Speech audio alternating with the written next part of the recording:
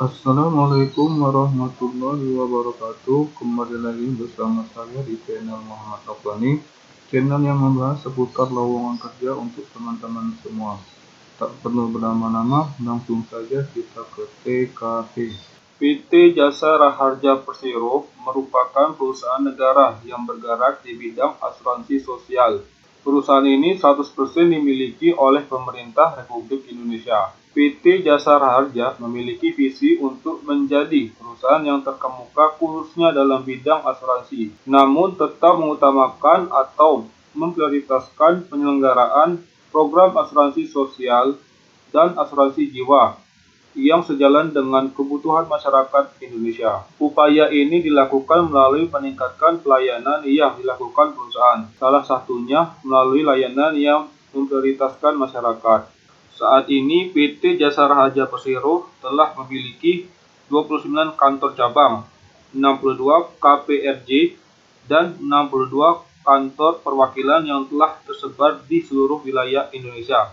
Visi menjadi perusahaan terpercaya dalam memberikan pelindungan dasar terhadap risiko kecelakaan dengan pelayanan yang terbaik. Misi menyediakan pelindungan dasar yang terintegritas secara digital dan didukung human capital yang unggul guna menguatkan stakeholder engagement. Dikutip dari halaman website resmi jasaraharja.co.id, dikonfirmasikan saat ini PT Jasa Raharja membuka lowongan untuk lulusan S1, di mana teman-teman bisa kunjungi media sosialnya, yaitu di Instagram dengan nama PT Jasa Raharja. Lalu teman-teman bisa klik postingan yang ini.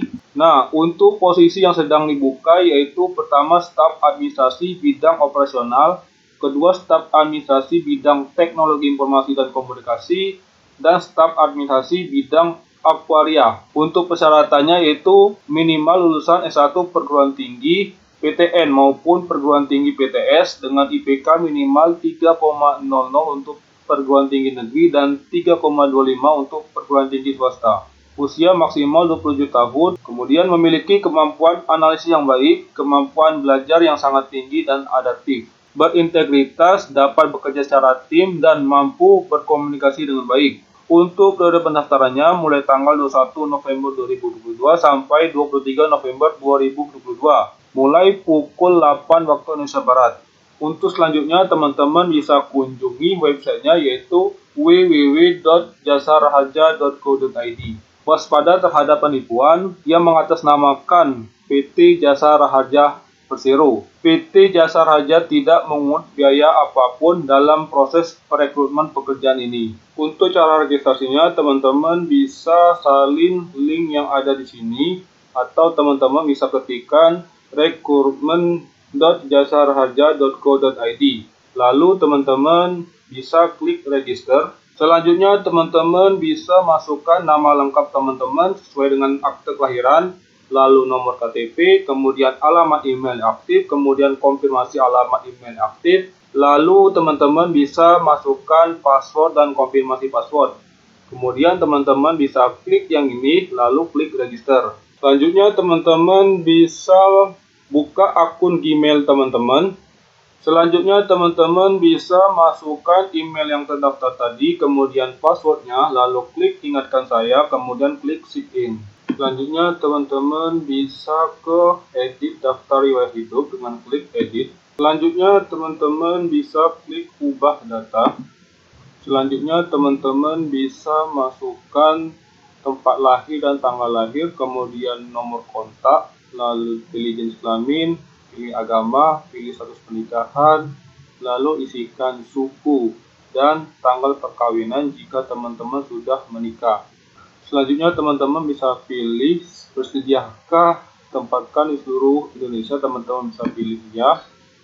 Lalu isikan berat badan dan tinggi badan, kemudian isikan juga akun media sosial teman-teman seperti Facebook, Twitter, Instagram, LinkedIn, YouTube, dan isikan username-nya. Lalu klik save.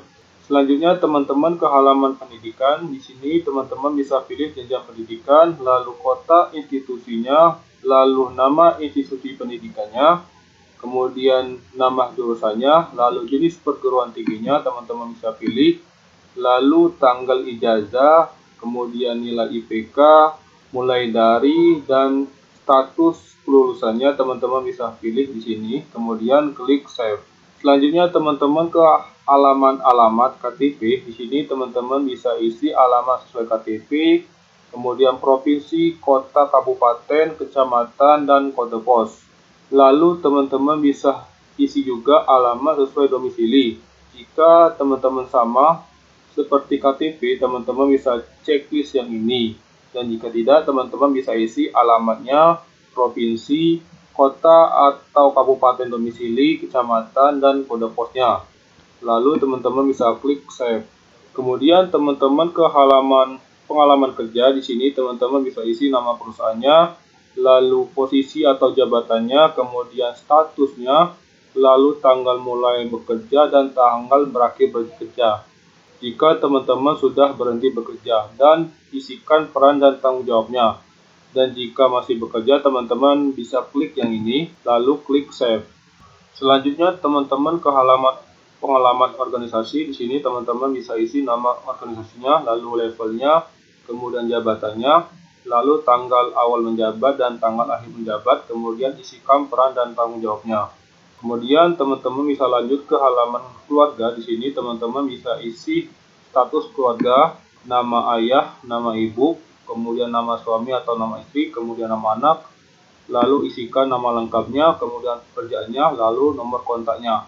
Kemudian klik save. Selanjutnya teman-teman ke halaman skill. Di sini teman-teman bisa isi skill berbahasa asing teman-teman. Teman-teman bisa pilih bahasanya, lalu jenis ujiannya seperti contohnya TOEFL, kemudian lembaga sertifikasinya, kemudian tanggal dan skornya. Teman-teman bisa isi di sini. Di sini teman-teman bisa isi nama sertifikat, kemudian penyelenggaranya, lalu tahun sertifikat, kemudian tahun akhir sertifikat, lalu skor akhirnya. Selanjutnya teman-teman bisa isi nama pelatihan, kemudian nama penyelenggaranya, lalu tahun awal dan tahun akhir. Jika sertifikat pelatihan tersebut seumur hidup, teman-teman bisa klik seumur hidup, lalu klik save.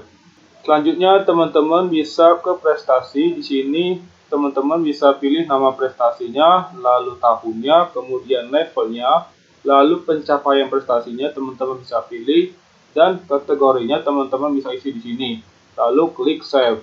Selanjutnya teman-teman ke halaman dokumen kelengkapan. Di sini teman-teman bisa upload dokumen seperti KTP dan kartu keluarga dengan format JPG, JPEG, dan PNG maksimal 1 MB, kemudian ijazah atau surat keterangan lulus formatnya PDF dan maksimal 1 MB.